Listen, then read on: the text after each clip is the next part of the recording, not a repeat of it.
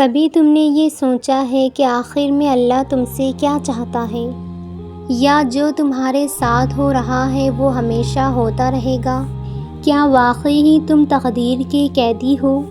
نہیں، تم قیدی نہیں ہو، تم تو چنیدہ ہو۔ تم وہ ہو جسے اللہ نے ارادہ دیا ہے، فیصلہ دیا ہے اور سب سے بڑھ کر دعا دی ہے۔ یہ ویڈیو ان لوگوں کے لیے ہے جو اپنی زندگی کی کشتی کو پھر سے رواں کرنا چاہتے ہیں، جو گرتے گرتے تھک چکے ہیں مگر ہارنے سے انکار کرتے ہیں۔ یہ ان کے لیے ہے جو تقدیر سے نہیں اپنے رب سے جیتنا چاہتے ہیں، کیونکہ آج تم جاننے والے ہو وہ راز جو تمہیں تقدیر کے شکنجے سے آزاد کر دے گا اور تمہیں بتائے گا کہ اللہ تم سے چاہتا کیا ہے۔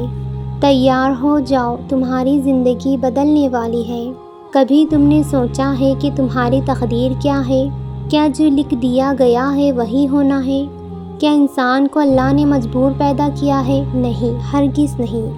اللہ نے تمہیں ارادہ دیا ہے، دعا دی ہے اور کوشش کا ہنر عطا فرمایا ہے۔ قرآن کہتا ہے، سورہ رعد آیت نمبر 11، بے شک اللہ کسی قوم کی حالت نہیں بدلتا جب تک کہ وہ خود اپنی حالات نہ بدلے۔ یہ آیت چیخ چیخ کے بتاتی ہے کہ تقدیر کوئی زنجیر نہیں، موقع ہے، ایک چیلنج ہے، اور اس چیلنج کو شکست دینے والا ہتھیار صرف ایک ہے، وہ ہے کوشش، اخلاص اور اللہ پر کامل یقین۔ حضرت عمر رضی اللہ تعالیٰ عنہ نے فرمایا، ہم تقدیر سے بھاگ کر بھی تقدیر کی طرف ہی جاتے ہیں، یعنی انسان کی ہر کوشش بھی تقدیر کا حصہ ہوتی ہے۔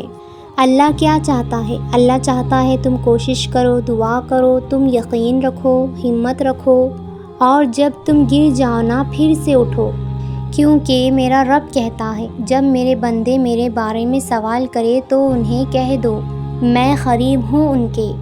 یاد رکھو، تقدیر تب شکست کھاتی ہے جب بندہ سچے دل سے دعا کرتا ہے، رات کی تنہائی میں رب کو پکارتا ہے، آنسو بہاتا ہے اور کہتا ہے، یا اللہ مجھے وہ بنا دے جو تو چاہتا ہے۔